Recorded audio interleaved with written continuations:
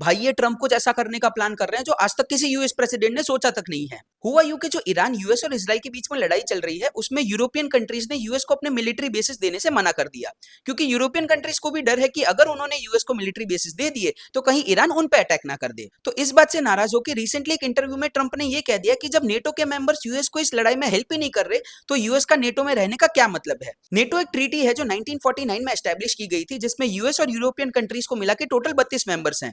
इसमें आर्टिकल 5 सबसे फेमस है कि किसी एक कंट्री पे अटैक मतलब सब पे अटैक। यूक्रेन नेटो को ही ज्वाइन करना चाह रहा था, जिसकी वजह से रशिया ने यूक्रेन के साथ युद्ध छेड़ दिया। अब सवाल ये है कि क्या ट्रंप अकेले दम पे यूएस को नेटो से पुल आउट करवा सकते हैं।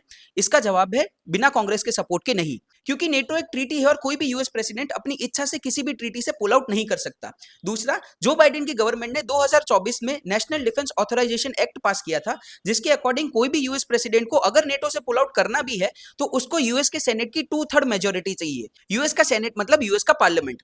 अब देखना ये इंटरेस्टिंग होगा कि क्या ट्रंप अकेले पूरे यूएस के पार्लियामेंट को कन्विंस कर सकते हैं कि नेटो अमेरिका के लिए अच्छा नहीं है, या फिर एज यूजुअल ट्रंप इस पे भी टाको कर देंगे।